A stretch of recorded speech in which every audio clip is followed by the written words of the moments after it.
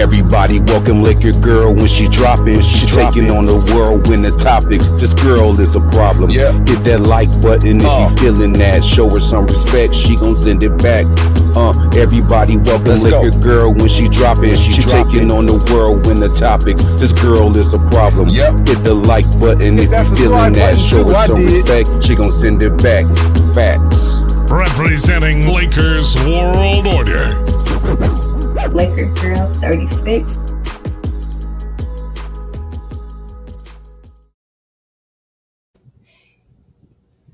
Welcome everybody. This is your girl, Laker Girl 36, and welcome to tonight's show. We have Tim and we have a guest co-host, Preach. Welcome. Hey, how's it going? How's it going, everybody? How's it going? It's going good. How are you? I can't complain. If you guys are new, please hit that like button and subscribe to the channel. Welcome everybody that is joining.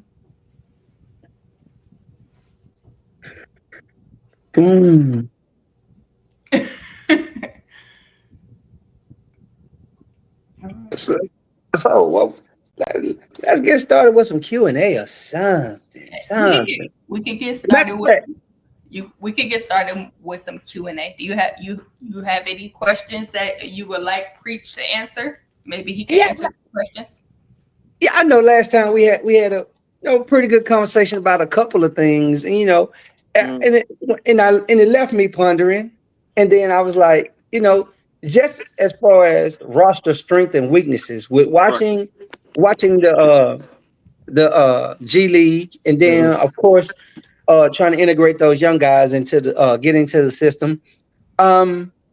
Is the current supporting cast strong enough to contend for a championship, or is it going to be kind of similar to what we saw the last week with the 50 games in first round and out in the first round?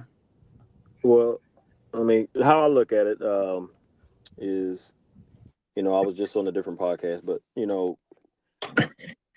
the G League, the game that they just had with Bronny James against Cooper Flag and all that, and then different players. We were talking about Darius Baisley, a former NBA player who used to play for the Oklahoma City Thunder. Back in 2020, he averaged 13.1 points per game. But, they was like, well, we look at what Vandal did, right? And he's similar. He's 6'9", Vandal 6'8", 6'9", same height and everything. And he was like, well, we should sign Darius Baisley and trade Vandal because at least he could shoot. But you got to understand that these players have been out of the league for a reason. Right. And you just can't be it's like eye candy. Oh, well, Vandal didn't give us nothing. Well, he also came off of very extensive surgery. And he didn't really have time to gel with the team, to really rest, to be healthy. And then you look at, so I threw a name out there that the Lakers are actually looking at, because they said, well, one of the guys from another podcast said, oh, let's get Cole Swider. But this guy, we let him go. He went to Miami, and then he came back to us. Just because he can shoot doesn't mean that's what we need, right? So So I threw out a name that the Lakers are actually looking at, Matisse Thybulle. And they was like, well, who's Matisse Thybulle?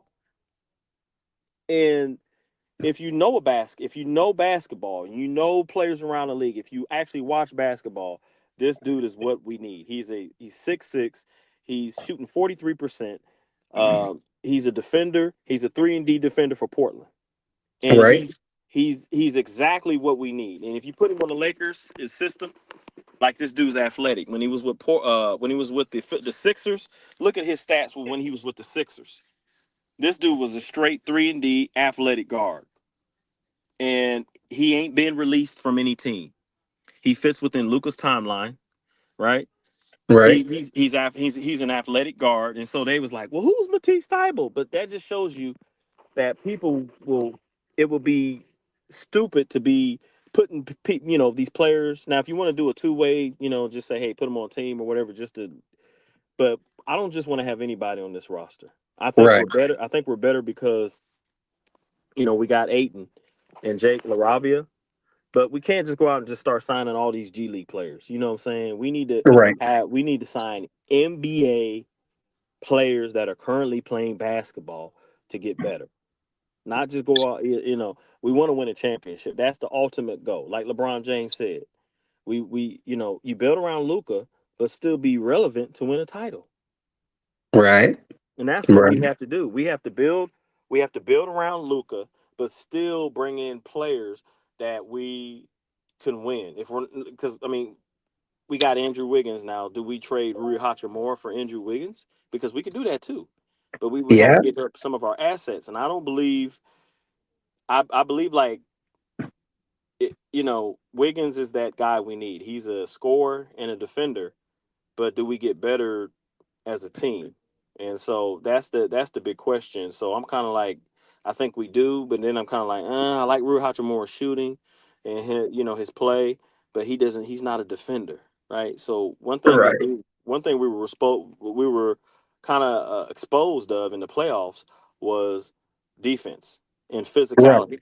physicality. Right. So we have to get better as a team, not really offensively, but defensively. And Defensively. a lot of teams like Houston, they got better defensively a little bit, because I feel like Dorian Finney-Smith, it's going to take him some time to get over that injury that he had, that surgery.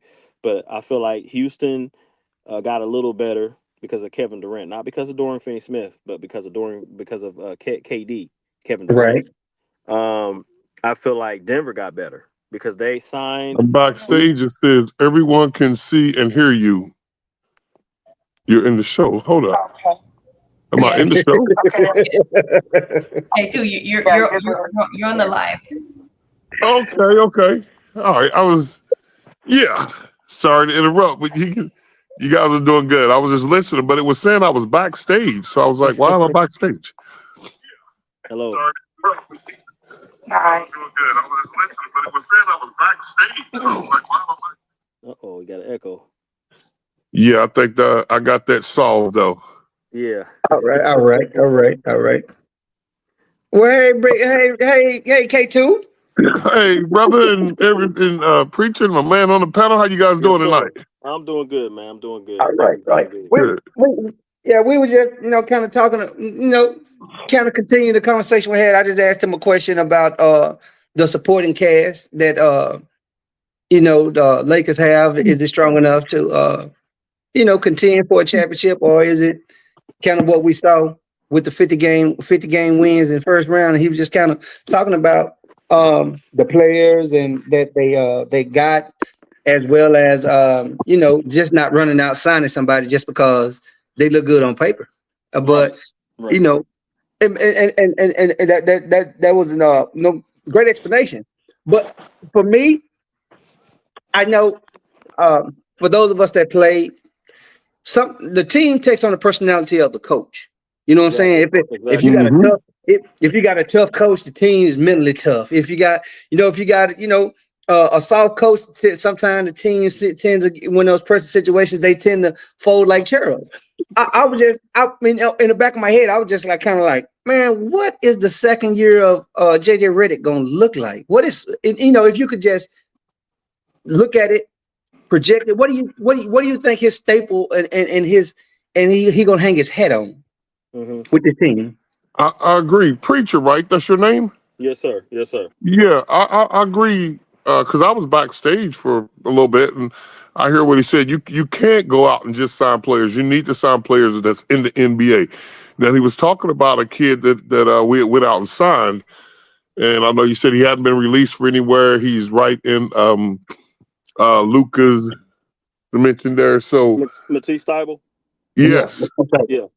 that was a good signing. Yeah. That would be. That's what they're looking at Portland. I read an article today that they've been Yep. talking to Portland for Matisse Thybulle. He's a 3-and-D guy. Anybody know he played with the Sixers?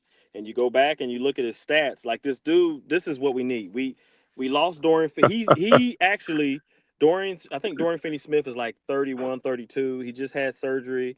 But since then, Matisse Thybulle, if you look at the Portland Trailblazers, I mean, this dude, like, he can defend. the perimeter. He can defend the wing at an elite rate. At an elite rate, if you put him on the Lakers. If you put him on the Lakers, he's 28. He's at an athletic guard, plays above the rim. He will make the Lakers better. If you look at his stats when he was with the Philadelphia Sixers, right now he's averaging 7.5 and then 3.5 rebounds. But that's just through like 19 minutes because Portland's trying to really tank. They're really trying to just fold. You know what I mean? They're not really trying to like do anything fantastic this year. Just compete.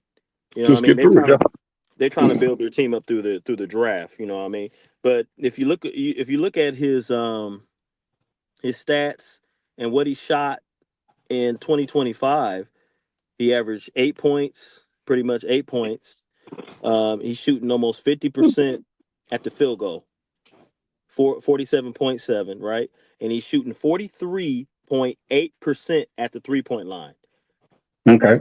And he's only doing that in like 19 minutes. So he's not really getting a lot of minutes because, like I said, Portland's trying to tank, and they're pretty much letting their first year guys, their rookies, play. And this guy's, he's a veteran. Pretty much. He's age 28. He's been in the league for like 6 years. And he's pretty much defense to offense. He kind of plays like Jake LaRavia, but more on kind of like a Dorian Finney-Smith role where he's more physical, kind of like Marcus. He's kind of like Marcus Smart. Okay. He's kind of like that. Matisse Thybulle, yeah, he's the only reason why he got traded because they got Paul George. I mean, come on, you're talking about apples to oranges. Paul George come in. You're obviously not going to start over Paul George, right? So that's why they traded him. They traded, because they had to make room for Paul George, and when Philly traded him, that's when he went to Portland. So, but like I said, this guy, if you look at his highlights, go check Matisse Thybulle's highlights out. This dude can shoot the corner. He can shoot the corner three. He can defend at an elite rate, and that's what we need. We need elite guard play, not G League. We need players that are still in the league. And, that's about what we said last week. Right. That's the same thing we said last week. But I'll tell you what, I don't think scoring is going to be a problem with us. Now, that's why I tell players. Yeah, right. It's not going to be scoring defensively. Mm-hmm. That's what we're going to need. Now, we need a point to come off the bench. Guard, which the guy Jacob Latisse, he fits that role with not a starter. But what I'm more or less worried about is our bench. But did you see the way Bronny played? That's what I want to talk about. Did you see the way he played the other night? Yes. That dunk was elite. That little step still off. Oh yeah, most definitely. That was elite. That was going to be one of my questions. A storyline within itself. Yeah, that was going to be my question. Okay, we got the whole hoopla with him and his dad playing together out of the way, and I was watching them play. I was like, is he going to be to the point where he's going to turn the corner and be a factor and a consistent contributor to the team, or is he going to let all the hype and hoopla kind of sideline him? So I'm got my undercover GM, and I kind of watched the play, watched the mannerism, but I just want to get you guys' thought on that. I think that he's going to be an improvement to the team, and I like that they said that he's going to get some rotation minutes this season. Okay. I like, you know what? And we talk about the hoopla playing with his dad and all that. Is he going to mount up to it? He had to be working hard. I think Preacher said it last week, and I think you may have mentioned it too, bro, Tim. He had to be. His game is so much better. I mean, his game is so much better and all the way around. But I think what we'll get out of Bronny this year, defense.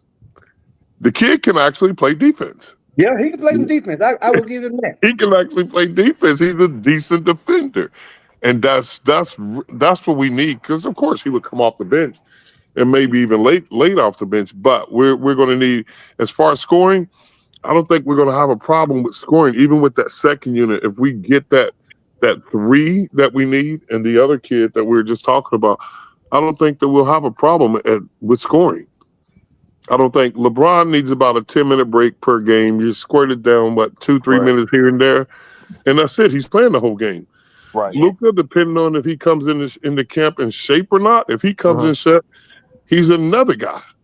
Right. And I think that second unit, if you remember the Lakers, I think it was 87 when the Rockets beat them. Remember the Houston Rockets beat them? Yeah. And it was all defense, though. It was all I defense, mean, right? it was all defense. The reason they lost. You look at that same team 2 years before that. It was defense to offense. And defense set up their offense because everything was showtime. Everything was fast breaking. And that's how they beat people. And when you can slow them down like that, and compare that team to this team, I'm just looking for players like that. You know, you need a Michael Cooper. You need a Michael Cooper. You need a Kurt Rambis. Those were the backups. Kurt Rambis, Michael Cooper. Who was the center that had the big guy playing center? Who was their center that year? Anybody remember? It wasn't Eldon Campbell, was it? Eldon Campbell was real late. It was was it Tree Rollins? No, I have to look. Tree Rollins. Bob McAdoo. Bob McAdoo. Come on, it was Bob McAdoo. And Bob McAdoo had a song. He had a song, didn't he? Yeah. Remember he used to shoot the ball to be like on the back of his head? Yeah. But he would come in and give you they played defense. They didn't need those guys to come in and drop 40 points as a unit. They need them to stop the other team, and if they give them 10, 15 points out of the bench, they're happy. That's what we need this year. Watch. Right. We're gonna need great. Also, I wanted to say that Matisse Thybulle averages 2.2 steals a game, almost 3 steals a game. Okay, there you go. And look, he's always been this dude. This is the dude that we need. 1.4, 1.6, 1.7, 1.7, 1.2, 1.7, and 2.2. This guy has always been a defensive, playing the lanes, good with his hands, getting steals, kind of like a Marcus Smart. Because the reason why I say that is if you look at Dorian Finney-Smith, if I must say real quick, go look at Dorian Finney-Smith, because we do all this stats, and we talk about how when Dorian Finney-Smith made that decision to go to the Houston Rockets, right? Right. And if you look at his stats, where we at? Dorian Finney-Smith, right? Now this dude Matisse Thybulle shooting 43%. Dorian Finney-Smith shot now for the 2025 season 36.8%, and he averaged 0.2 steals a game.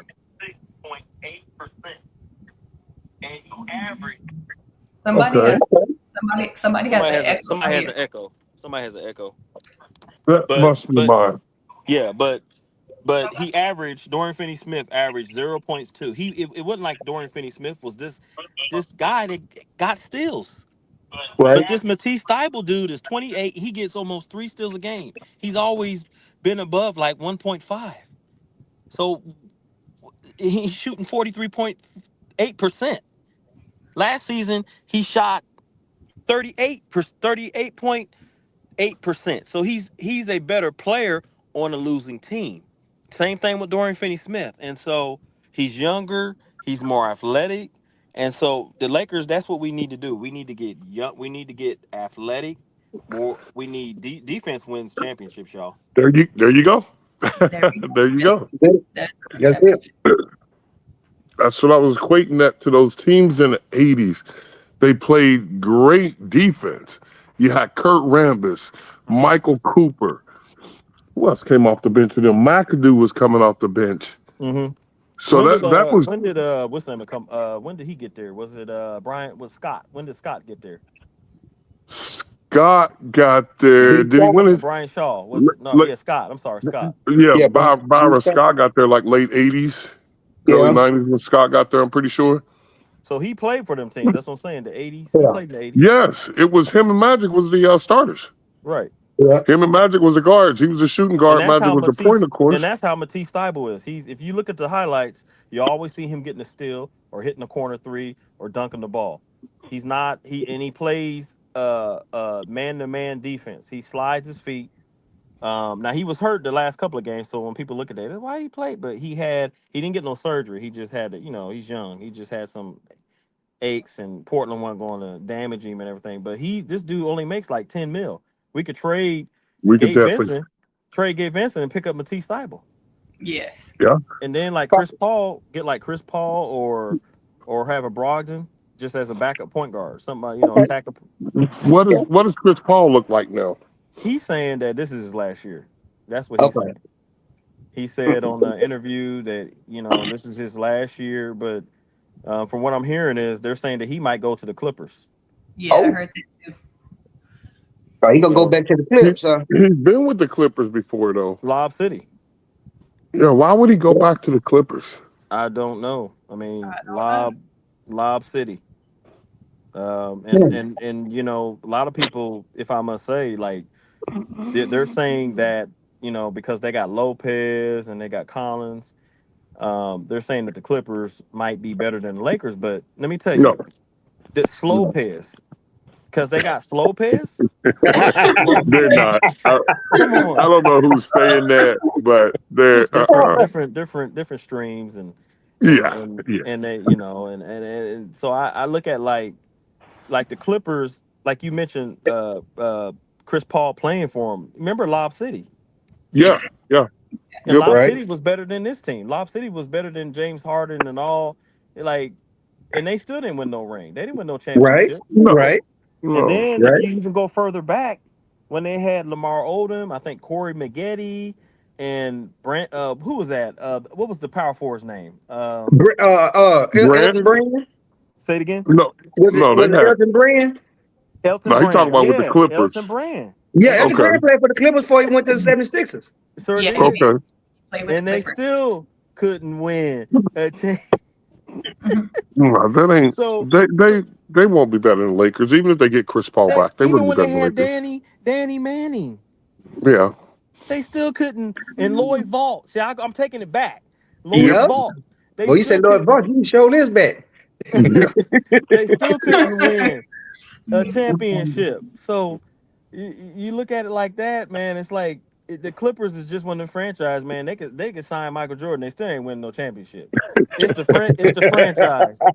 Hey, it's like the Jets. Yeah, it's the franchise, man. It's the franchise. Oh yeah, and so I look at it like this. It's the franchise, and it's the Lakers. That's the reason why we are who we are. We're the Los Angeles Lakers, 17-time NBA champions, and everybody else could just get behind. I'm sorry, everybody else is just get in line. That's a true statement, though. That's true, and that's what I'm saying. Why would he go back to the Clippers over the Lakers? I can't see him going back. He probably go retire. Probably. Yeah, he probably will retire a Clipper. I would retire. You know what? If he really wants to retire, just go to Charlotte, man. Yeah. Yes. Play with Charlotte. Yep. Okay. But Dorian Finney-Smith, and the reason I'm talking about him because he signed with Houston, and we act like this dude was only 8.7 points per game, 4 rebounds and 1 steal. What did he do so great before he came to, now he got Matisse Thybulle scoring, but he played 40 minutes at Dallas, right? Right. And then 10, and then he was at Dallas and then Brooklyn. But when he got at Brooklyn, he only scored 6.3 points per game, but we raved over Dorian Finney-Smith. I'm not going to use his Dallas days. I'm going to use his Brooklyn days because that's what he won. And when you start looking at players, I know numbers tell a story, but then there's those things called intangibles, and intangibles and things like that. He may be a great locker room presence, but he also may have been a hard worker. And so, for someone to rave about him, when we look at numbers, we like I say, unless you can sit down and look at the coaches and everything, and for them to speak to the intangibles, then we're kind of taking a stab in the dark when it comes to the players. But I get what you're saying based on the numbers. Yeah, it ain't too much to rave about. But then, why is everybody so high on it? Talking about Dorian? Yeah. Sorry to interrupt interrupt you guys, but we have the one and only special guest, Mycheal Thompson. Hey, Portia. Hey, salute, Michael. Let me apologize. I got distracted there. It's okay. Hey, Okay. we all get distracted at some point. Yeah. It's okay. You're here now. You know, I think I got caught up watching Cooper Flag. Oh yes, everybody was watching him and Bronny. Yeah, Cooper Flag and Bronny, and Flag didn't live up to the hype today. He was a little shot was off. Yeah. Yes, sir. Yes, sir. Well, again, welcome, sir. Welcome. Thank you. It's good to be here. Yes, Apologize welcome, Mr. for my Thompson. tardiness. It's okay. You're here now. Hey, look. Excuse me, Mr. Thompson. You don't look here. You is a legend. Legends don't apologize. They just say we here. Yeah, we here. Hey, you don't need to apologize. Yeah. You Just show walk up. in the room and say, "Here I am." Show up. You know, that's true, but I learned from Magic and Kareem, the two greatest Laker legends, and they were always early. If we had practice at 10 o'clock, they'd be there at 9 a.m. That's how punctual they were. Okay. Yes, sir. Yes, sir. Yeah. Great intangibles to have. Great intangibles. Yeah, man. That's one thing about me. That's like one of my pet peeves is being late. I'm never late. I'm always on time. As a matter of fact, if I got an appointment to go someplace, catch a flight or get to work, get to a game, I'm there a couple hours before. Yes, sir. Mhm. I can agree with that because Yeah. my coach was rest in peace, Bob Love. I played for the Italian Red Dogs, and you know, that's one thing he told us to be on time. He was very professional, Bob Love, and he could score the ball for the Bulls, and he was a professional. Pretty sure. Are you talking about the Bobby Love that played for the Bulls? Yes, sir. The guard? Bob Love. Yes. Yeah, he was Okay. he was a small forward, very smooth player. Yes, sir. Okay. Yeah, if I was a coach, that would be my 3 rules. If I was a coach, I would tell my guys the first practice or whatever, first team dinner, I require 3 things from my team. Number 1, be in shape, be on time, and work hard. That's all you got to give me. If you do those 3 things, I got nothing to complain about. Not at all.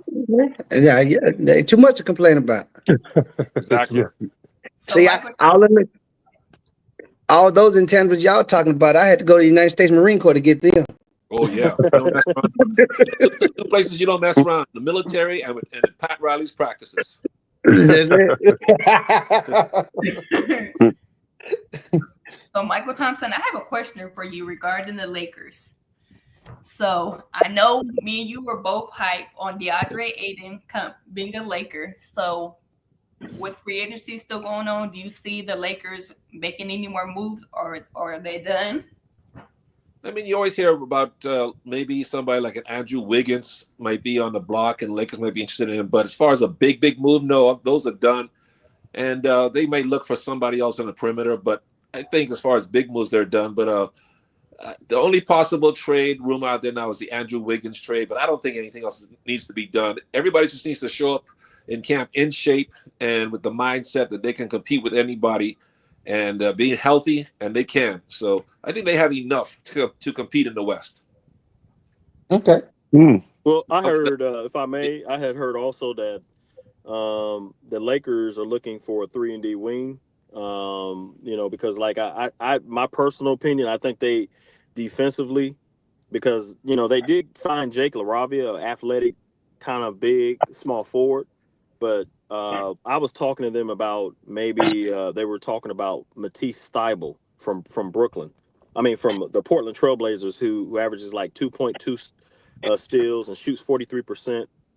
He's just on a losing team, so not really much is asked of him, but he does it at a good percentage and a high elite rate, even eliter than Dorian Finney-Smith when he was on Brooklyn.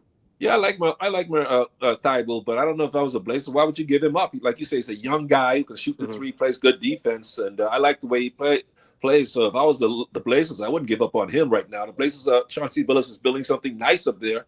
So keep running with them young boys and see what they can develop into the next couple of years. So yeah, it'd be great if the Lakers can get him, but if you're Portland, why would you trade him? Well, my thing is, I was on another podcast, Mr. Thompson, and we was trying to say, hey, I was like, the Lakers, that's what the Lakers need. They said, no, let's bring in Cole Swider. I'm like, no. Well, he's not much of a defensive stopper, but the boy can shoot, as you He saw can tonight shoot. in the Yes, summer he league. can. Man, he's been shooting the ball great, and he has Right. been a good shooter in his whole career throughout the G League and going up and down into the NBA to the G League. So you're right. The way he's playing right now, he looks like he's earning himself a spot on the roster with his shooting ability. Okay. Okay.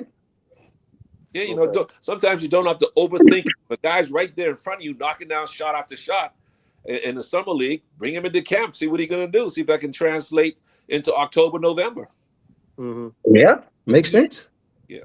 So, but what do you think about the players like? And you mentioned the Andrew Wiggins trade because that was another thing that I was hoping that they said the Lakers had have a conversation with them.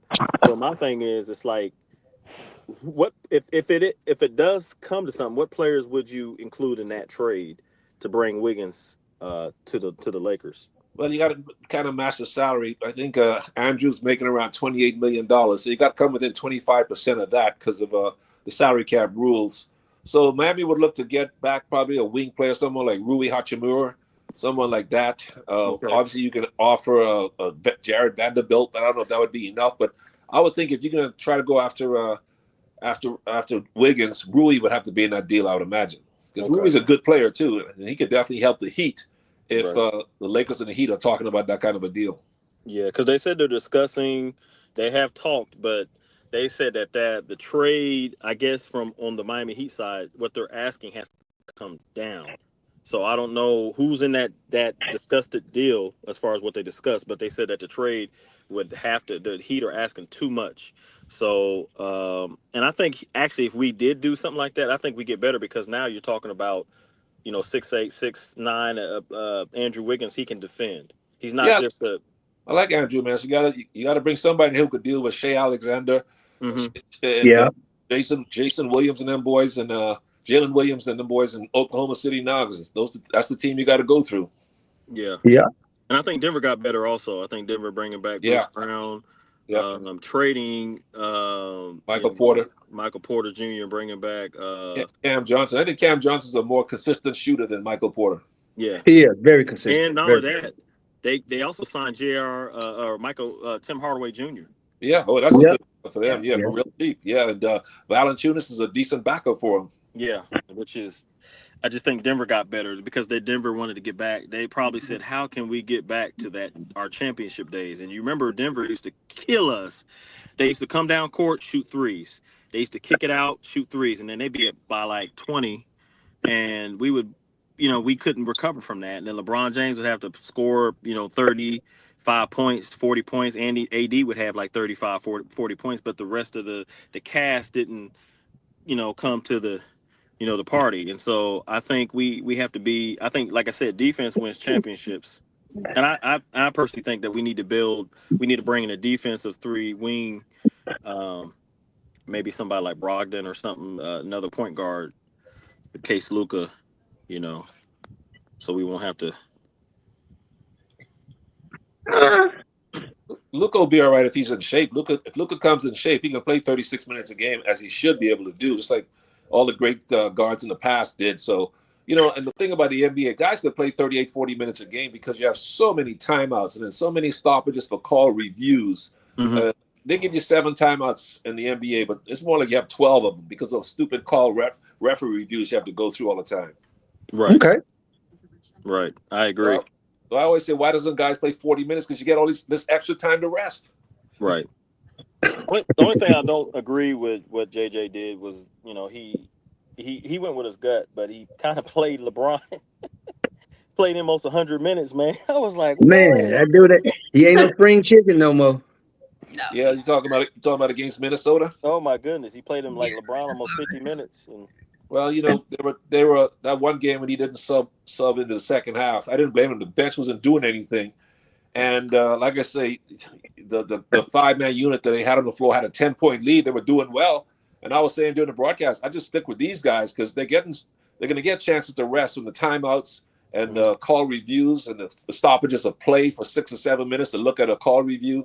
So I said they'll have plenty of time to rest. So and they don't have to practice tomorrow or whatever. They can rest then. But this is do or die. So since that 5-man unit's playing so well, I'd leave them in. And they had a 10-point lead late in the fourth quarter and blew it. It wasn't because of fatigue. They just messed things up. Yeah. Wow. And I think also Denver was we all know Denver was the more physical team. So I think Minnesota. You mean Minnesota? Yeah, Minnesota was the more physical team. So I think we need to get physical. And I think again, Jameson the third, if they decide to sign him to a contract, I'm not sure if they did or not, but he's kind of like Dwight Howard was. I'm talking about old Dwight Howard. He's elbows, kind of like Charles Oakley, getting rebounds. Oh, sorry. Yeah. Enforcer physical type. Okay. Right. He's the defender. Right. He's more of an enforcer. Yeah. And we need that because Minnesota was the more physical team, and we didn't have nobody to match that.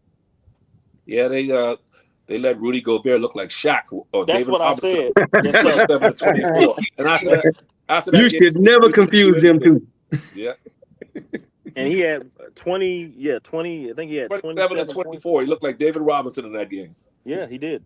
And we were defending him with Rui Hachimura, Dorian Finney-Smith, and Jackson Hayes is over there on the bench just sitting down, not in the game. And I think that was, he could at least put Jackson Hayes. If you're going to put Keebler in there, Maxi Kleber, I think that he should have put Jackson Hayes in there to match it. Some of the physicality, let him pick up fouls. He's going to do that, but we got to. That was our last game. We're going down. We got to bring out everybody. We can't just decide to. We got to play the bench. You got to put everybody out there and say, "Hey, I need something. I need something. I need somebody that's going to go out there and give it their all." I'm talking about, and I just felt like Jackson Hayes, and that's why he's back with the Lakers. I think because he's great on. I feel like, and about Showtime. You know what I'm saying, Mr. Thompson. You know about Showtime with the Lakers, about the running. And when we saw Luka come after we traded Anthony Davis, I saw Showtime again. We was throwing lobs. Jackson Hayes good on the fast break, catching lobs and stuff, and I saw that again. I saw Showtime, a little bit of it.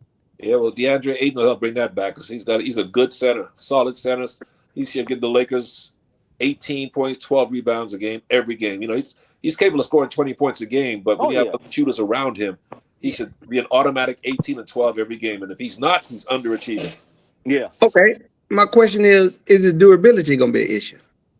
No, he'll be fine. He's 26, almost 27. So he doesn't really have a history of bad injuries. So he should be fine. Okay.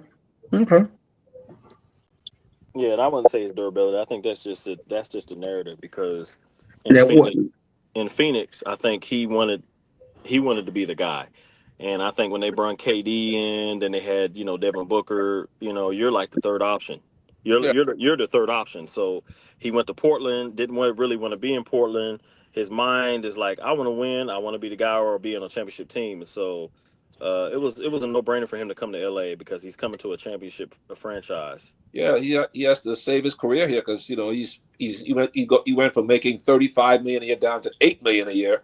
Mm-hmm. So now does he want to get back to the $25 million a year range? And he better come down here and ball out and play like an all-star level to show that he's just not a center or a player that's going to accept playing for $8 to $9 or $10 million a year, which is obviously not anything to laugh about. That's great money. Who wouldn't want to make $8 million a year? But compared to what NBA players of his caliber should be making, he should be a $30 million a year player. So he has to come down here and prove to the Lakers over the next year that he can be that type of player again. Okay. Outstanding. Yes. And another 3-and-D guy that we were also talking about this week, in the circle is even Herb Jones the Pelicans just signed him. I'm not sure how. Yeah, you're not gonna get him. He's too young and too good, so they're not gonna just give him to the Lakers. Plus, he just signed, so he's not going anywhere. Yeah. How much did he sign? The contract? 3 years, $68 million, so 24 a year extra. So that's about good for him. And he's just coming into his own. So he'd be great if the Lakers could get him, but no, they're not going to give him up. So do you think like as far as Ayton, how our center rotation is going, do you think they're going to keep Maxi Kleber? Yeah, I guess so. A 15-man roster. I think they'll keep him around. He's a stretch type of 5, and so they could throw him in there in spot minutes when they need some shooting. So they'll keep him around. And he used to play with Luka. Yeah, that's right. So they're good friends. So so he'll be on the roster. Okay. And so I'm not sure if you heard about the rumors of the Austin Reeves not playing defense, and there was rumor coming out. Well, they were going to put him in a trade for Wiggins and just different things. How did you feel, or did you ever hear about that? No, I didn't hear about that part. Maybe Hmm. that's why.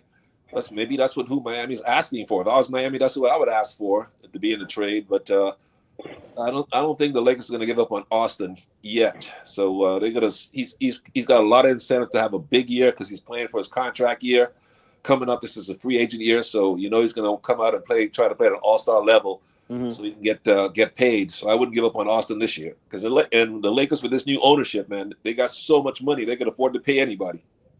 Yeah, this new owner he's pulling out all the stops. Yeah. Yeah. He's pulling out all stops. But I thought it was, Laker girl, I thought it was kind of interesting that Jeannie Buss said she still calls the shots. Yeah, Yeah, she did. Okay. I- Okay. she, yep. She's still in charge. She's still she's still acting as the owner, governor, even though she's not the principal owner. She still has a percentage of ownership in the team, and her role is still be in charge of the day-to-day operations. yeah, I thought that was interesting. I thought that was very interesting, Miss Yeah, Thompson, that she came out was like, no, I still run the team. I still call the shots. right. Yep. So, That's the uh, agreement they came with Mark Walters. So as long as however they agreed she wants to be there, I guess that's up to her. right, right. And did you hear what do you? I'm not sure if you've been hearing about the so-called LeBron James is not happy with the Lakers and the moves and all this. He's going back to Cleveland and everything. And I always tell people LeBron James ain't going nowhere. He's No, he's not. not going anywhere, man. LeBron's his home is here now. His family's here. He's playing with his son. He's building $100 million mansion someplace over there in Brentwood. So this is his home base now. He's not going anywhere. He's going to finish up here as a Laker. And I don't think he wants to uproot his career and probably his family again just for one season and go someplace else. So he's got a good enough team here to compete in the West. So he just needs to finish right here. Right. Because I just think of the narrative that just people putting out stories of LeBron James is not happy with what the Lakers are doing, and I mean I personally feel like they need to bring just another defensive. And now Vandal has a good year. That would just be kind of like icing on the cake. But I think the Lakers need to bring in another 3-and-D. I think like the Wizards, they got players. Marcus Smart. If he gets healthy, I Yeah. think he would be Oh yeah. somebody to come in and just say, "Hey, come off the bench," and he wouldn't care because Oh you yeah. know, uh, he's got a high motor. He'll go out there Yeah, and if I was Marcus, I'd try to ask for a buyout to get out of that Washington situation. They're not going to win. He's a veteran, and he's used to competing on good teams. So I'd be surprised if he wants to stay in Washington. I could see him asking for a buyout and coming to join a contender like the Lakers. yeah, because I feel like he would if we can get somebody. Because remember, we won the 2020 championship. We were kind of, I hate to say this word, but I'm kind of like perfect on all levels, offensively, defensively. We had every kind of defensive person for every team. We had Avery Bradley. We had Alex Caruso. We could hit you in all levels. Then we could get taller and still defend with Kyle Kuzma when Kuzma was playing for us at that championship level with us. So we had Danny Green 3-and-D. We could hit you at all levels. That's right. Yeah, and they have the capability of doing that now. Obviously, Luka's not known as a Michael Cooper defender, but Austin Reeves tries on defense, and they've got other good defenders. DeAndre Ayton can protect the paint, and they got decent wing defenders and Rui Hachimura and Right. Jared Vanderbilt. So they've got enough to help, especially if Luka comes in shape. He'll be able to move his feet a little bit better. He won't turn into Gary Payton, but he'll at least try a little bit harder on defense. Hey, that was my guy though, Gary Payton. Yeah, he was tough. He was GP, man.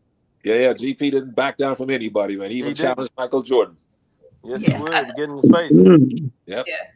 But I think Luka's going to be in shape. By the pictures that I've seen, he's already back in the gym working out. Yeah, that's the thing about Luka. He'll get in shape, but you got to stay in shape. Yeah. Exactly. Yeah, that's the thing. You could lose the weight. I've seen Luka lose the weight before and then put it right back on. So he can be committed to play at 220, 225 pounds. That's what I would, if I was the coach or GM, that's what I would tell him. I need you to come in at 225 pounds by opening day. No excuses. If you want 70 million dollars a year, I expect you to be in tip top shape. That's the trade-off. Right. Exactly. Makes sense. Makes sense. It makes sense. And if he wants to win, he's not on Dallas no more. So he, like I said, he's a 17-time NBA champion, Los Angeles Lakers. He's in LA now. He's on a different team. And so now he has to live up to this is championship basketball. And so we have to put the right players around him. And I think that's why Jackson Hayes is back, because I feel like, he can throw lobs. Yeah. Oh, yeah. Yeah, he definitely could do that. He's one of the best passers in the game. And he's got to be committed to his physical conditioning the way Magic was, the way Kobe was, the way LeBron is. Those are the recent faces of the franchise of the Lakers. And those guys set the example by being in the best shape possible and leading by example. So Luka's got to get that kind of a mindset now. He's got to get that kind of professional attitude. Say, well, this is my team now, even though LeBron's still on the team. This is his team now, and he's got to set the example by being in the best shape of his life. Right, I agree. He's got it. He's got to be in shape. I think that being around LeBron, as much as he is, I think that's one of the things that he can, kind of pick up and kind of grow from. With being around great players, you look at them, but you pick from that. You pick from them. You watch them, you talk to them, and you pick from them to add to add to yourself to make yourself better. So I think the way LeBron takes care of his body and is ready to play when the season starts, that's one thing I think Luka could really benefit from if he takes the initiative to do it. Yeah, LeBron sets the example, man. 40 years old, is still playing at an All-NBA level. So I don't see how he can not look at LeBron, his teammate, and go see how he pays the price to stay in shape. And that kind of influence doesn't rub off on him. If it doesn't, then there's something wrong. Yep, that's causing the question, what's important to you? Exactly. How much do you want it? How badly do you want it? Kobe was never out. Jordan was never out of shape. Isaiah Thomas, all the greats of the past, man. Patrick Ewing, David Robinson, Hakeem Olajuwon, all those guys were in tip-top shape. And Reggie Miller, that's why they were able to compete at the highest level and compete for championships, because they put that work in and night out, didn't take no nights off. Exactly. And a lot of those teams, you mentioned like the 80s teams and the 90s teams. A lot of those teams, like with Detroit, they had Rick Mahorn and Sally Dennis Rodman. They were perfect. Like I said, defensively, they were. You look and see that with OKC. Oklahoma City has Chet. They have Jalen Williams. They are not Jalen Williams, but what's his name? Hartenstein, Shea Gilgeous. Yeah, Shea Gilgeous Alexander. They're like on every board. They got Lou Dort. They got Alex Caruso. They're perfect on. They got the backup Hartenstein center who started in New York. To me, that's pretty much like a franchise championship team that you can build a dynasty out of. Oh yeah. They keep those young guys together and keep them healthy. Oklahoma City is gonna win a few more championships as long as those young boys stay hungry. Yeah, that's it. And I just feel like that's the standard that the Lakers have to build around. We got Luka. We just signed Jake Lavaria. We got Ayton. And so I feel like defensively we need 3-and-D. We need to sign 3-and-D shooters like Matisse Thybulle. Go up, pick up, see if we can get Marcus Smart.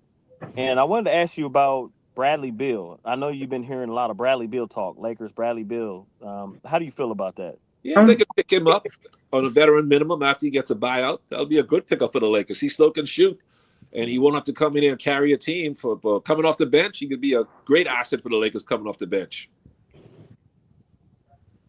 But do you think he'll because a lot of people think Austin Reeves needs to come off the bench and let Bradley Beal start? Yeah, either way that could work. Either way it works. But I'm sure other teams are going to compete for Beal. If he's bought out by the Suns, I'm sure other contenders go after him too. But didn't they say that he wants to be in LA because he has he's out west and he didn't want to go to any of the East teams? So I guess he could choose between the Clippers and the Lakers, whichever one he wants to go to. I'm sure the Clippers would like to sign him for cheap too. Yeah, because they just traded Norman Powell. Norman Powell and Yeah. opened up that spot. That's right. So if Beal is bought out, and I expected he will be. I can't imagine he would want to go back to Phoenix because Phoenix ain't going anywhere. So he should ask for a buyout. I think he's owed $111 million. If I was him, I'd say give me $95 million and buy me out, and I'll go sign someplace else. Mm-hmm. And for me, if Bill's, this is what I would tell Bradley Beal: if he's ready to win, come to LA. If he, Yeah, because Yeah. like I told, hey, I'm just saying, you know, I hear you. I hear you. if because you know the Clippers, we talked about Lob City, we talked about Chris Paul, Blake Griffith, and DeAndre Jordan when they had that team. Actually, personally, is better than the team they got now. I know they got Kawhi and James Harden, but that team, like, had everything across the board. They had the rebounding, they had the offensive, they had the playmaking, the defenders. They had Jamal Crawford, and that team right there across the board was better than this Clipper team now. That I feel, and so I just feel like they're overhyped. But but we still need to. I think the Lakers, the way the NBA is going, is younger and more athletic players that can play basketball coming in. Yeah, they definitely. But if you can, those guys are hard to find though at that high level. But if Bradley Beal can still get it done, he can still come off the bench and give you 15 to 18 points a game. Exactly, I agree. I just wanted your take on that because I think you've been hearing a lot about Bradley Beal wants to come to the Lakers and find. Then some people were saying they don't want him because they feel like it's not what the Lakers need. And I've been hearing that in a lot of circles, on YouTube podcasts, and they'll say, "Well, it's not what we need." But if I have an opportunity to sign Bradley Beal and he wants to come here, I'm taking Bradley Beal. Oh yeah, you always need a guy who can shoot, and he can put the ball That's in the. it. You always guys who can shoot. You never say you don't need him.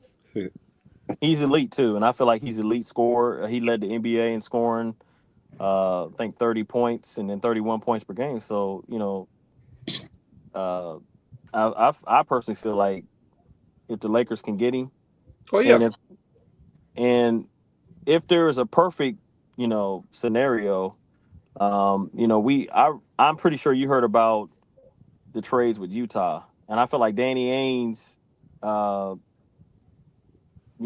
he's not going to let Kessler go and Laurie Marketing. We've been trying to get they Kessler don't need him. They don't need Kessler now they got Eaton. right, but I'm saying we were trying to get Kessler for the longest, and Yeah. and he was playing hardball. He wanted the first round pick and all this stuff, but I think personally, how do you feel about, and Laker girl, I'm pretty sure you had this question about the draft picks that we got. I don't know anything about them. The only draft pick I knew about was Cooper Flag. The rest of those guys, I couldn't tell you. They could walk right in front of me with their uniforms on, and I couldn't tell you who they are.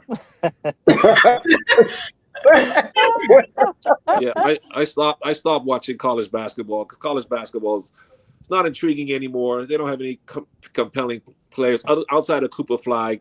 There was no player I really was intrigued to watch. A couple of years ago, I was more into the women's college basketball when Caitlin Clark was there. Mm-hmm. But last year, all I cared about was watching Cooper Flag, and so Dylan Harper, all these other guys. Right, Dylan Harper, right. I mean, I had heard of them, but I really didn't really scout them to see what they can do. But I'm sure they're nice players, and I'll get to see them when they come through Crypto.com arena. But yeah, I didn't pay attention to college basketball. I think I might have watched the last 5 minutes of the championship game, and Duke blew it. Yeah, they sure did. Yeah, they blew it. But I just feel like the younger guy that they signed from Arkansas, he's kind of like what we wanted Vandal to be. Scoring and defending. 6'8", 230. I think he's 238 or 235 or something like that. He's very athletic. Adu, I think his name is Adu. You guys know what I'm talking about? Yeah. Okay.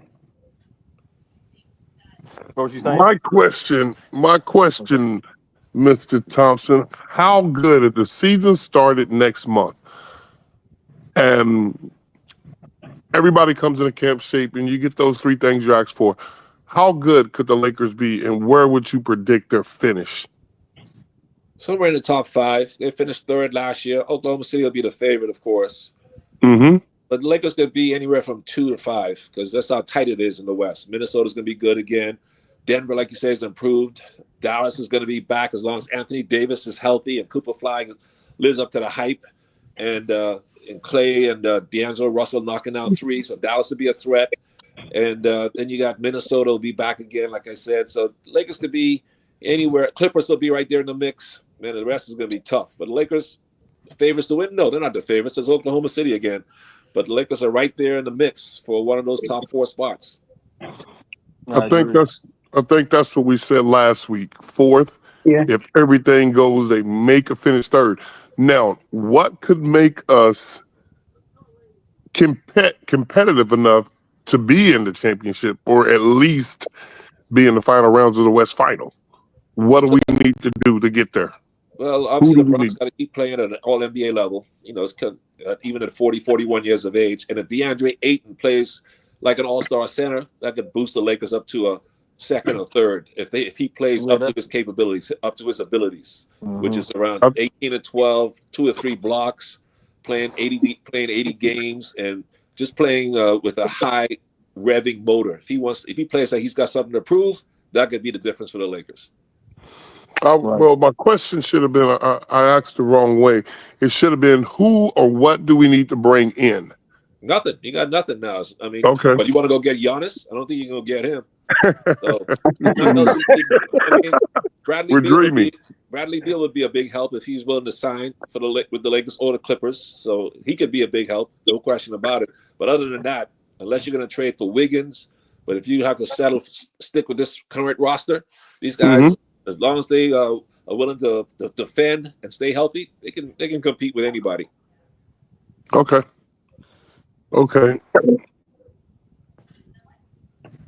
That was my question there, because we looked at them last week, and that's what I said. 4th, 5th, if everything goes well, and we get that 3 that can defend on the perimeter, a Wiggins type, or even a Wiggins type guy. Bradley Beal was in the conversation last week, but Wiggins, if we get something like that, maybe 3rd, with everything else playing at a high level. Right. Exactly. So, okay. So that's where we are. But right now, in your opinion, we could compete with anybody in the league. Oh, yeah, for sure. Okay. They're right there with Minnesota and the Clippers and Denver. Oklahoma, of course, is the favorite, like I said, but Lakers could be right there and good enough to face Oklahoma in the West Finals. We got a chance. That's all. Yeah, we got a chance. That's right. Okay, we'll see what happens between now and within the next month, I guess. That's right. Yeah. We'll Exactly. see what happens, what we get or who we get. Yeah. And that's probably going to be the deciding factor of where we finish. Yep. Okay. I mean, I still think we need to pick up a defensive like a Marcus Smart or somebody that, because we don't have. I mean, we have Jake Lavaria, but the question is he going to be this passing lanes guy that gets steals and has this high motor, which I think he will. But I think because the X factor is these guys like Gabe Vincent, these guys didn't show up. These guys didn't show up for us in the playoffs. He to me was, when in Miami, he was this streaky scorer, point guard that was attacking Denver in the finals. And he comes here and he's like 3-and-D. And then in the regular season, he starts to find a little bit of his game hitting threes. And then in the playoffs, he was a non-factor, know? Yeah, you're right. Gabe's got to get back to being that Miami Gabe that we saw in the finals a couple of years ago. Go ahead. I think we got rolled, or like our bench. What we're missing, I think the Lakers are old. Even when you play, they were physical. Their defense created their offense. It was run and go, play defense and run. And that's what they did very well. Defensively, how good are we? And my second question was, how good is our bench? That's the scary part for me. Well, the bench, you got Connect, Vincent, you got Vanderbilt, Jackson Hayes, LaRavia is the main guys, and I guess that's it for now, unless they see what else develops. Maybe Cole Swider is a shooter coming off the bench the way he's been shooting.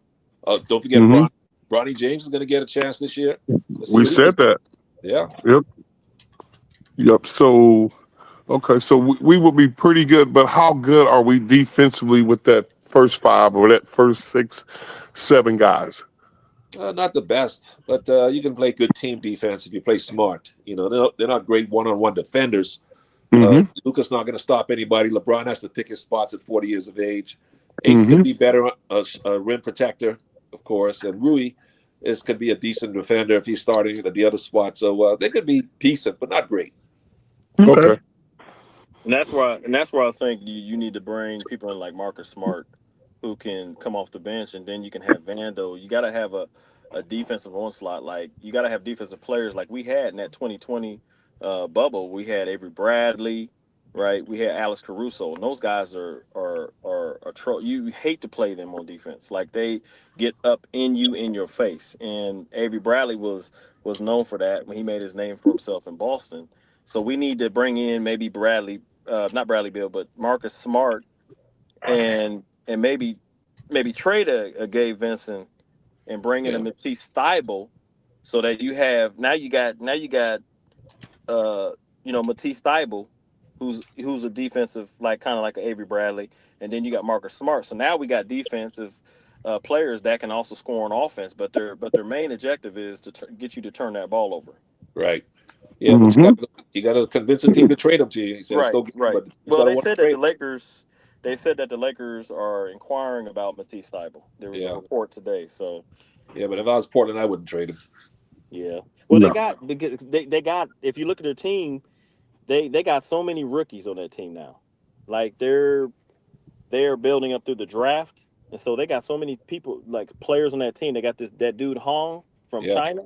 Right. They got that 7'3" guy, and then they got the other 7'4" guy. So they got a lot of centers. They got a lot of guard play, and so he's only getting like 19 minutes a game over there. Yeah. Getting like 2.2 steals, shooting 43 point percentage from 3-point line. So the Lakers, they said there was a report. The Lakers inquired about Matisse Thybulle. They asked him, and so well, we'll see what happens.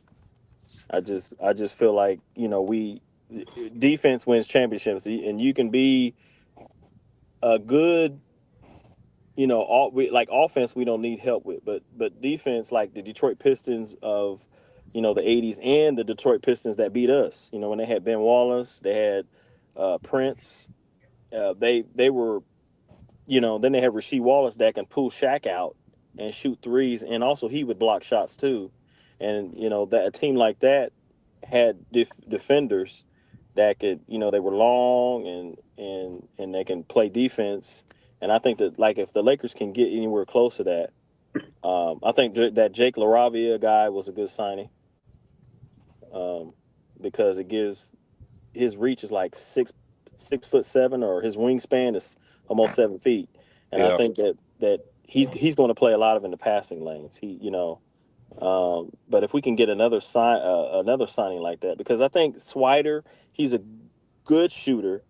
He's shooting good and shooting lights out in the G League. But then, how will his game change in the NBA to where now he's got to play NBA basketball, not summer league basketball, but NBA basketball?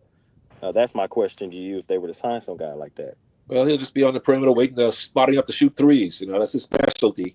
So if he does make the roster, when they bring him in, he'll be a spot up 3 guy on the weak side, just waiting for the ball, and running the floor and shooting threes in transition. That's what he's good at. Mm-hmm. Yeah, because he. Oh, go ahead. I'm sorry. No one said anything. Oh, Mr. Thompson, question. We see JJ Redick come in as a rookie coach and everything. What do you think his year 2 is going to look like?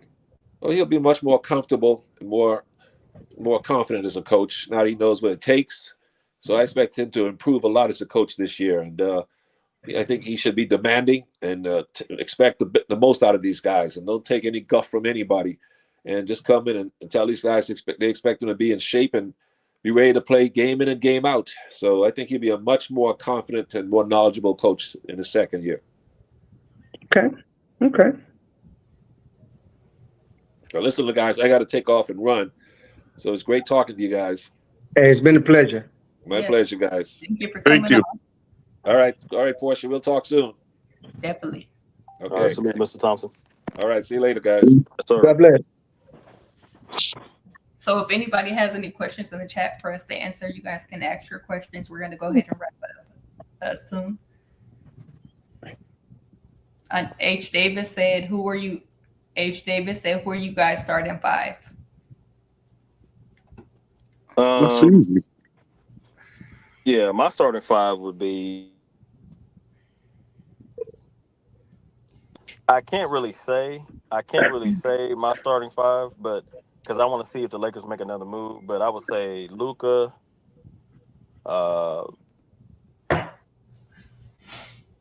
Matter of fact, I'm gonna give you my starting 5 in a second. I got a phone call keeps calling me. Hold on. Okay. K2 or TM, you could give your starting 5. Man, I can give you a starting 3 right now. We like to say it's based on moves. You got to start Aiden, of course. Luka and Bron, they're in your 3. And, like I said, you got a couple people. Are you gonna start them? Are you gonna bring them off the bench? Rui. The potentials. I guess you would have to watch them in a couple of preseason games and see who gives you the best chance to win right out the gate. But those 3 are undeniable. The other 2 might be interchangeable based on what you're looking for. I would take those 3 with the big kid from where did he play at Kentucky, the 7'2" kid. He would definitely be a starter. We got to get it out of him, and we got to get it out of him early. He doesn't look like a project player. He's not there yet, but I mean, his potential is. He would be my 5. I would play Austin Reeves. I think, like Michael said, it's a contract year for him. He would be my other starter. If the season started tomorrow and we had to roll with what we had, Austin Reeves would be my starter. Okay. In today's game, you don't have like a traditional 5-4, 3-2-1. You don't have that. And they run the motion offense almost very similar.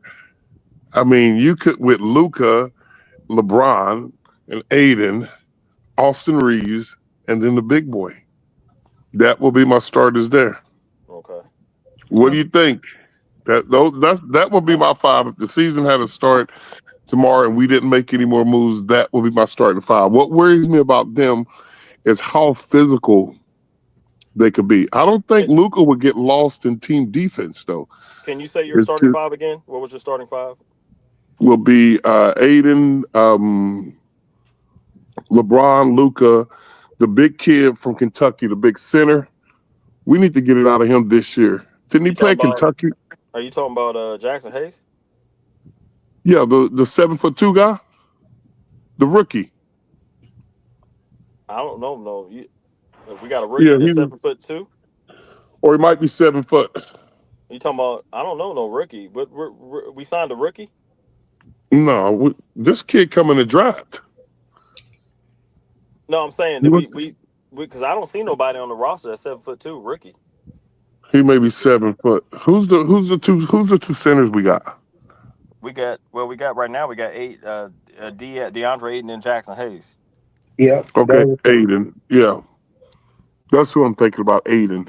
Isn't he 7 foot? How tall is he? He's 7'1". 7'1". Kind of like 7'1". Okay, I was off by an inch, but yeah, we need to get it out of him early, and we don't need him to do nothing but play defensive rebound. Yeah, we really don't need him to score like AD. Like AD, No, we don't need that. Yeah, we don't need that from him. But those will be my starters right there. So you said Luka, Austin Reeves, LeBron, Rui Hachimura, Aiden, right? Yep. Okay, so I need defense. So for me, I'm kind of torn because I feel like Jake LaRavia would be out there over Rui. Rui, because Jake LaRavia shoots 43%. I mean, you look at his stats; he's shooting 43% right now. Like, Hmm. on the Sacramento Kings when he was out there in limited time play, he shot 43. So I'm starting Jake LaRavia just to balance the power. We need defense out there, um, and Jake LaRavia. When you look at his shooting, he's going to give you, he's going to shoot 43%, but he's going to give you defense to offense. This guy can shoot threes at a Yeah. high clip.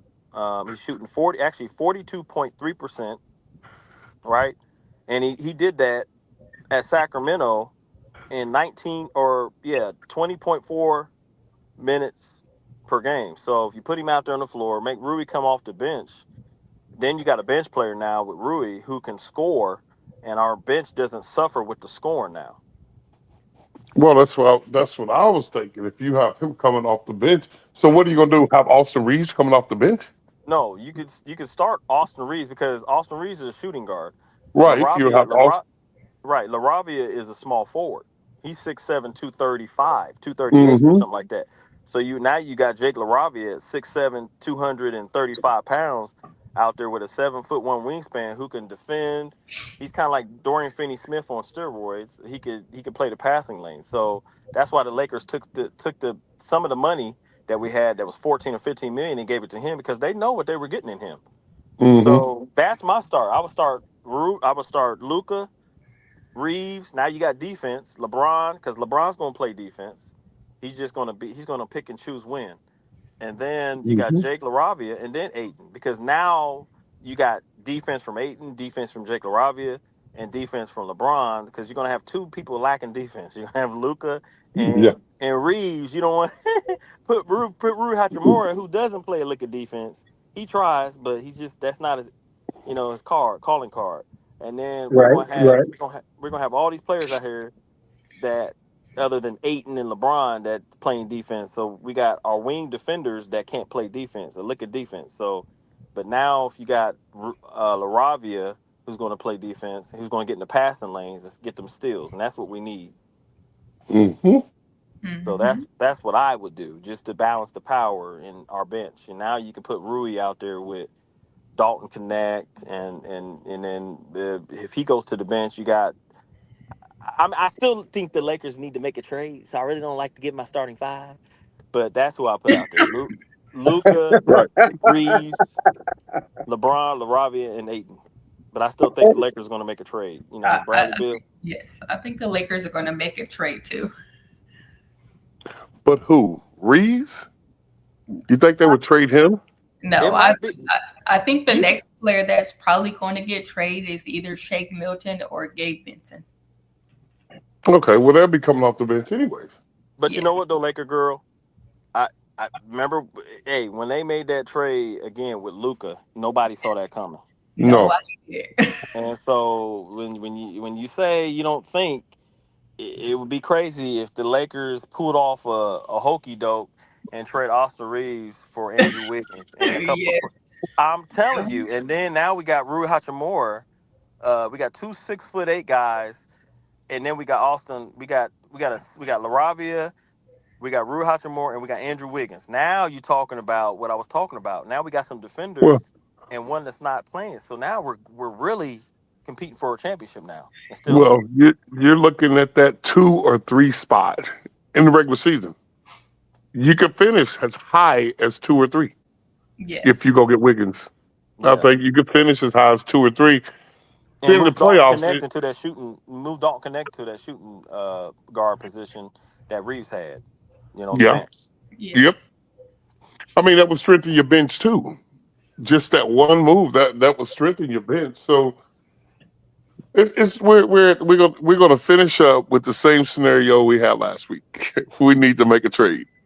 Right. One more trade. I think one more trade. I agree. Need one more, and But nobody's above letting Austin Reeves go. Yes. yeah, and I think that's the whole dilemma. I know he's in a contract year, but I just think like for me, I think because some people say what is his ceiling, and I think that Laker girl, I think that's his ceiling. You know, I mean, with Austin Reeves, I think, you know, we've been to how many playoffs with Austin Reeves, and I feel like, you know, if he's going to work on his defense, if Austin Reeves can work on his defense, slide his feet, you know, use his hands, because really defense is about just positioning. Slide your feet, use your hands, try to deflect, take charges. That's defense. Yes. Mm. You know. We have another question from H. Davis. As a Laker fan, how confident do you guys feel?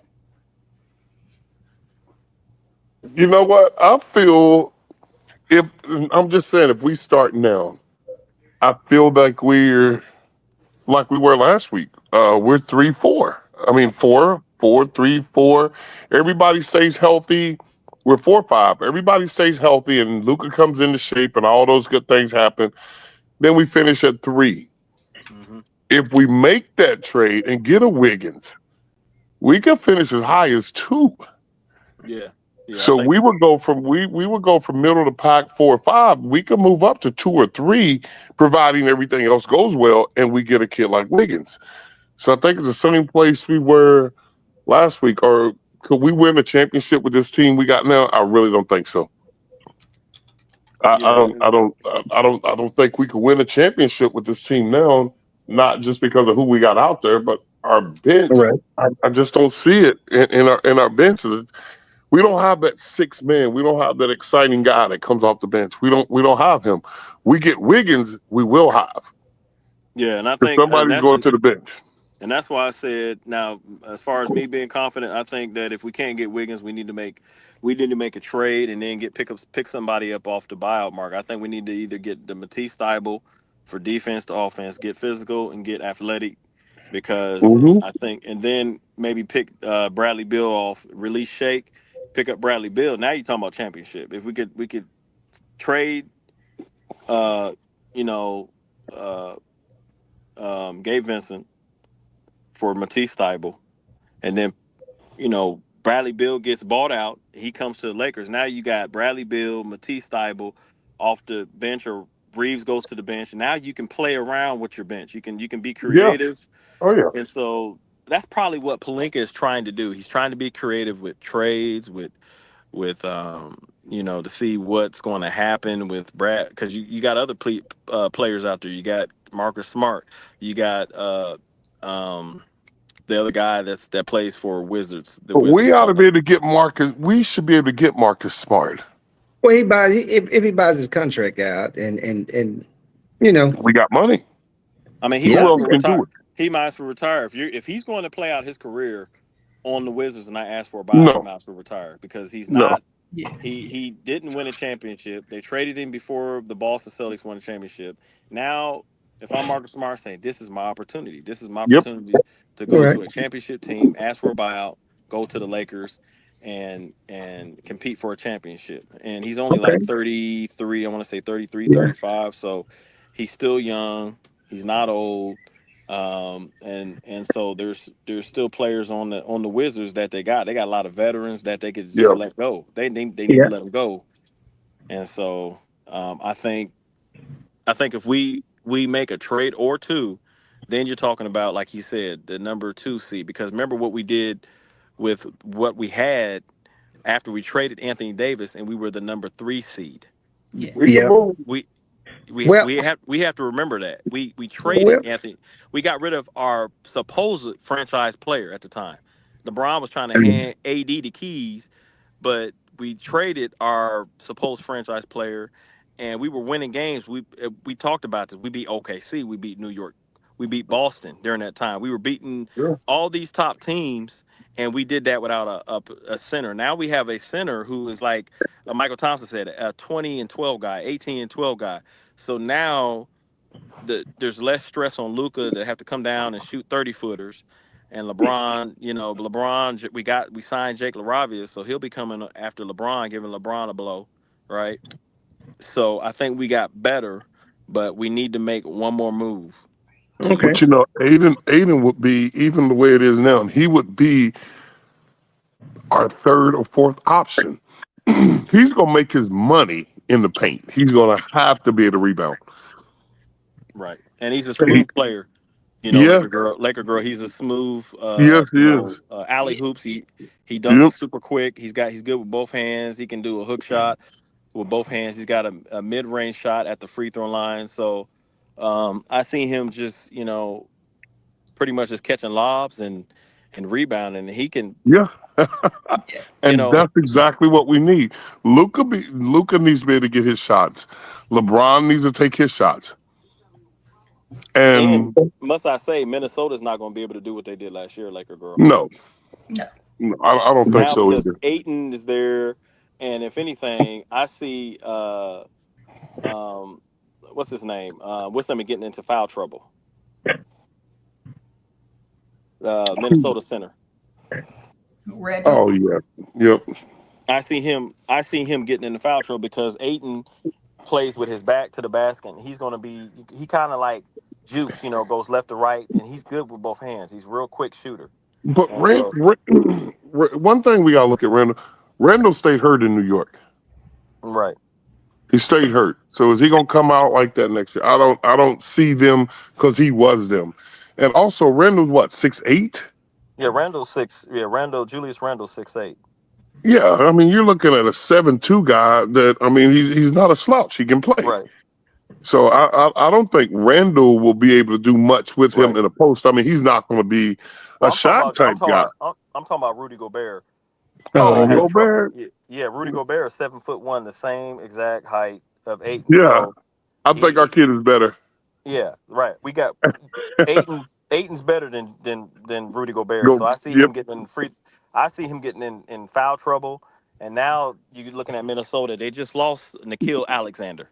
They just lost Nikhil to Atlanta. So you're talking about just it's going to have to be sheer Ant Man and Julius Randle. And if them guys can't step up, I'm not really worried about Minnesota right now because I think we got better than they are. And so the teams we're going to have to really focus on is Denver. Mm-hmm. Denver got better from the 3-point line. Like they're trying to get back to where they were. They got Braun. They got that dude. Like I said, they got Tim Hardaway Jr. They got Bruce Brown. So that from the perimeter, I mean, and they got Aaron Gordon, right? Yep. And Murray. So they're stacked. So we really have to focus on getting better uh, as a team. Yeah.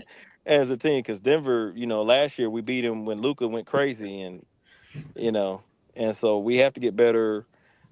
And I think one more trade, and then we could just pick up. So I just think Pelinka's just sitting back waiting. He's not being rushed, and I like that about that part about Pelinka. He's not rushing. He's not like, man, I got to make a move because Laker fans want me to make a move. I got to make a move. No, he's trying to see uh, what Bradley Bill's going to do, what Washington's going to do with the guys that they got. Remember, they got C.J. McCullough too, y'all. Yep. Yep. Well, we got really about 90 days before we even have to pull the trigger. So it's not panic mode right now. It Mm-hmm. is time to step back, see what happens. And I don't know. I just feel Bronny's gonna have a good year. I mean, is he gonna be an all-star? No. But is he gonna give us quality minutes? I really think he is. And I think he's gonna benefit. He's gonna help us more on defense. Mm-hmm. I don't think he's gonna drop 10 points a game. No, I think he's a 2 or 3 point guy, but I mean I think his defense is what's gonna be to his biggest asset. And then you got to look at Washington. They got more than 15 man roster. They're gonna have to cut some people. Now look at this. Yep. They got Marcus Smart, Chris Middleton. They got C.J. McCollum. Right. They got Malcolm Brogdon. Now any of those guys, I would welcome to the Los Angeles Lakers. No Just question. like role players, like any of those guys, you can Yep. sign and we become a championship contender. Marcus Smart, elite defense. Chris Middleton, he's a champion.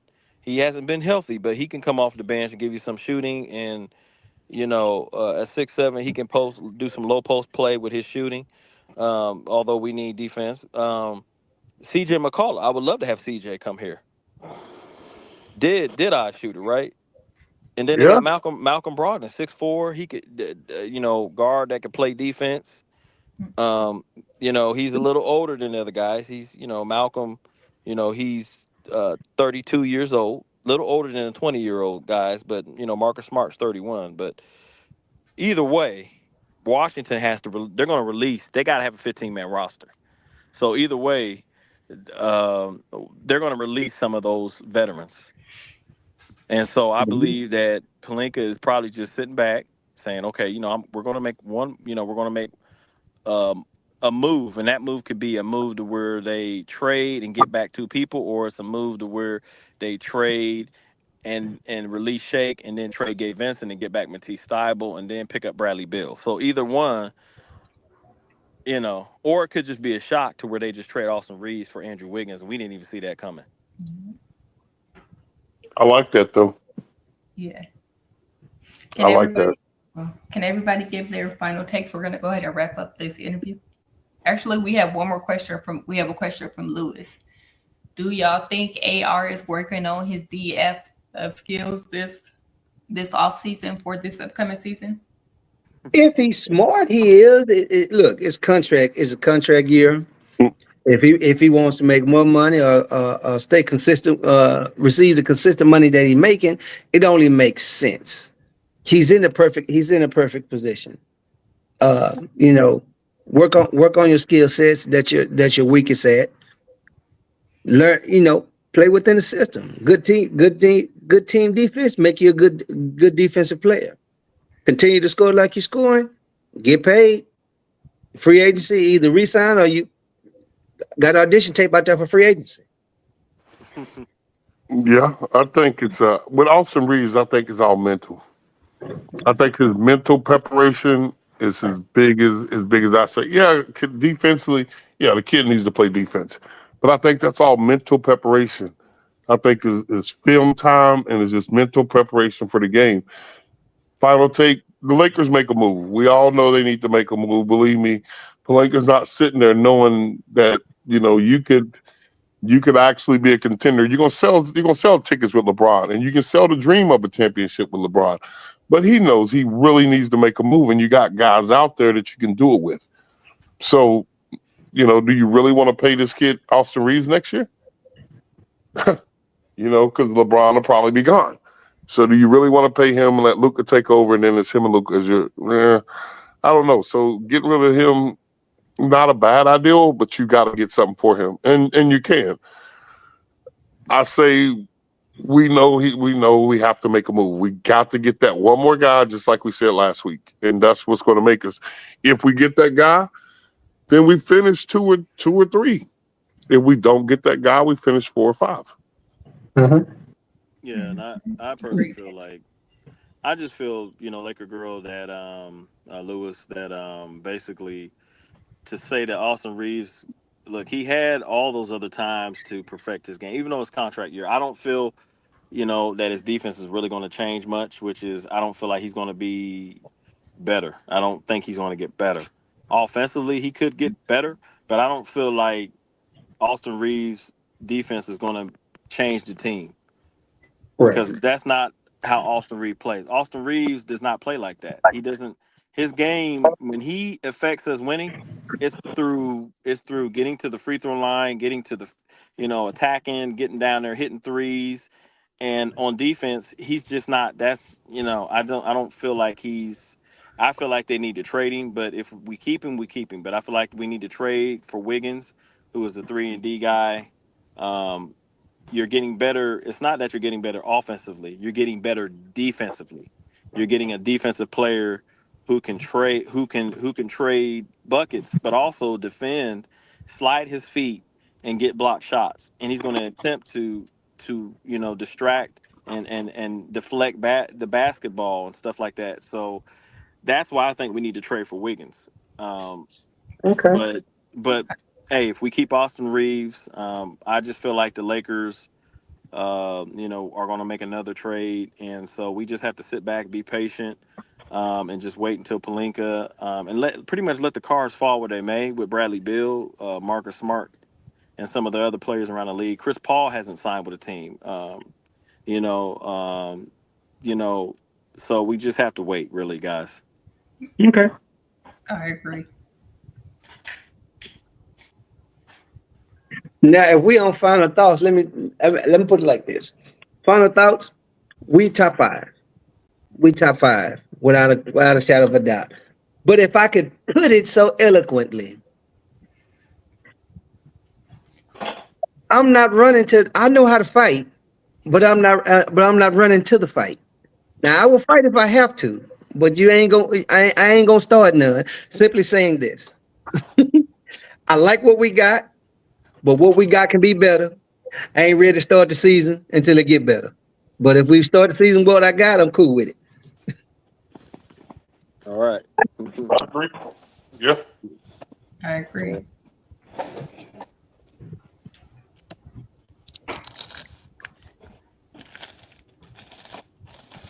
And I also like to thank Laker Girl for having Mycheal Thompson on.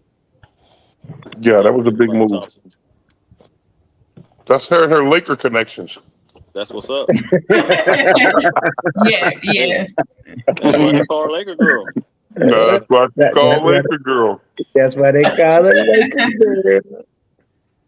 Yes.